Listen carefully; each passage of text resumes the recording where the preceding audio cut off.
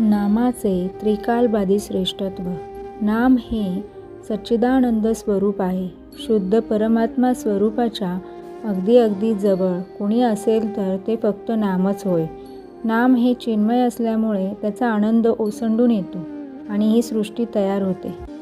अनेक रूपे घडवणे, ती मोडणे आणि नवीन तयार करणे, पण आपण स्वतः मात्र मूळ स्वरूपाने राहणे, ही केवढी विलक्षण लीला आहे.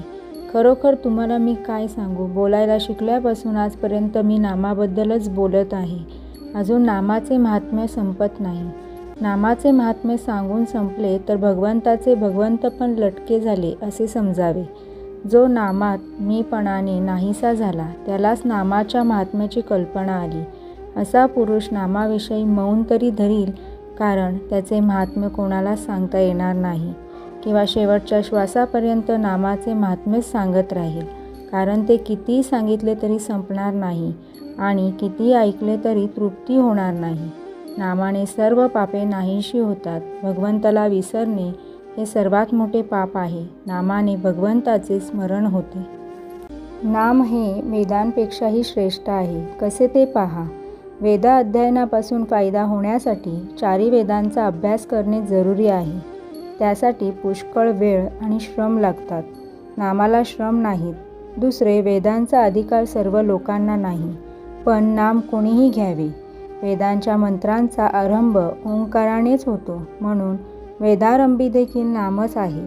नाम हे तीर्थयात्रेपेक्षा श्रेष्ठ आहे. अंतरंगामध्ये बदल होण्यासाठी यात्रा करायची असते, पण त्याला श्रम, पैसा, प्रकृती वगैरे गोष्टी अनुकूल असाव्या लागतात. नाम हे घर बसल्या अंतरंग बदलण्याचा अनुभव आणून देते. पंढरपूरला जाऊन नाम घेण्याचे जर न शिकला तर जाणे व्यर्थ गेले म्हणावे. नाम घ्यावे अशी बुद्धी होण्यासाठीच तिथे जाणे जरुरी आहे. नाम हे सर्व सतकर्मांचा राजा आहे. सत म्हणजे भगवंत. त्याच्याकडे नेणारे जे कर्म तेच सतकर्म. इतर कर्मे आडवळणाने भगवंताकडे नेतात. नाम हे साक्षात भगवंताकडे पोचवते. नामाने भवरोग नाहीसा होतो. भव म्हणजे विषय. विषयांची आसक्ती असणे हा सर्व रोगांचा पाया आहे. नाम घेतल्याने भगवंताकडे प्रेम लागते आणि इतर ठिकाणची आसक्ती सुटते. नामाने सर्व दुःखे नाहीशी होतात, कारण या दुःखाचे मूळ विषयांच्या आसक्तीमध्ये आहे आणि नामाने ती आपोआप सुटते, म्हणून दुःख नाहीसे होते. शिवाय भगवंत हा आनंदरूप असल्याने त्याला नामाने घट्ट धरलं की दुःख त्या ठिकाणी कसे राहू शकेल. प्रत्येक मनुष्याने भगवंताचे नाम घ्यावे, त्याचे ध्यान करावे, त्याच्या स्मरणात राहावे आणि आपल्या जन्माचे सार्थक करून घ्यावे. नाम हे रूपापेक्षाही श्रेष्ठ आहे. त्यामुळे रूपाचे ध्यान मनामध्ये आले नाही तरी नाम सोडू नये. पुढे रूप आपोआप येऊ लागेल. रूप हे जड आणि दृश्य असल्यामुळे उत्पत्ती, स्थिती आणि विनाश, वाढ होणे आणि घटणे, जागा व्यापणे आणि जागा बदलणे, कालमानाने फरक पडणे इत्यादी बंधने त्याला असतात. पण नाम हे दृश्याच्या पलीकडे आणि सूक्ष्म असल्यामुळे त्याला उत्पत्ती आणि विनाश, वाढ आणि घट, देशकालनिमित्ताच्या मर्यादा इत्यादी कोणतेही विकार नाहीत. नाम हे सतस्वरूप आहे. नाम हे रूपापेक्षा व्यापक असते. व्यापक वस्तूचे क्षेत्र मोठे असल्याने तिच्यामध्ये शक्ती देखील अधिक असते. जिच्यामध्ये शक्ती जास्त असते ती वस्तू अधिक स्वातंत्र्य असते. जी वस्तू अधिक स्वतंत्र असते तिला बंधने किंवा मर्यादा कमी असतात.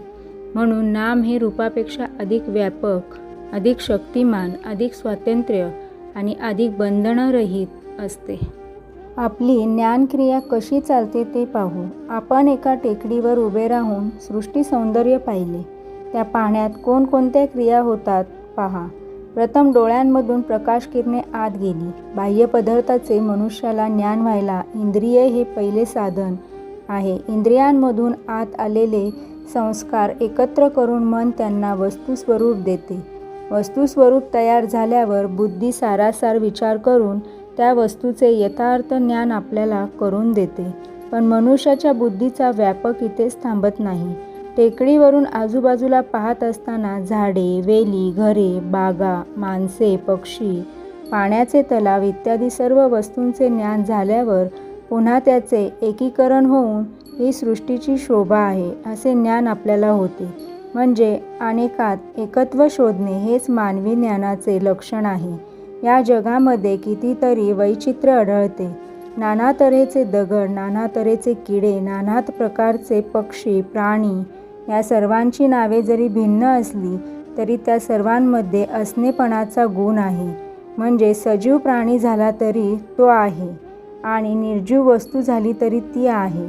एवढेच काय, पण आनंदाला सुद्धा आहेपणाचा गुण आहे. या असणेपणाच्या गुणाला नाम असे म्हणतात. यालाच ओंकार असे म्हणतात. ओंकारातून सर्व सृष्टी उगम पावली.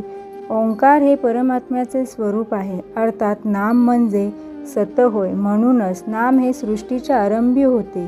ते सध्या आहेच आणि सृष्टीचा लय झाला तरी ते शिल्लक राहणारच. नाम म्हणजे ईश्वर होय. नामातून अनंत रूपे उत्पन्न होतात आणि अखेर त्यामध्येच ती लीन होतात. रूप हे नामाहून निराळे राहू शकत नाही. नाम हे रूपाला व्यापून पुन्हा शिल्लक उरते. नाम हे शाश्वत आहे. ते पूर्वी टिकले, आता आहे आणि आपण गेल्यावरही ते राहणारच आहे. मायेच्या तावडीतून सुटण्यास नाम हे साधन. परमेश्वराची भक्ती करावी, त्याचे नामस्मरण करावे असे पुष्कळ लोकांना मनातून फार वाटते. पण काहींना काही कारणास्तव घडत नाही. असे का व्हावे? तर माया आड येते. मायेला बाजूला सारून भगवंतापर्यंत कसे पोचायचे? माया ही भगवंताच्या सावलीसारखी आहे. तिला सोडून तू ये असे त्याला म्हणणे म्हणजे तू येऊ नकोस असे म्हणण्यासारखेच आहे.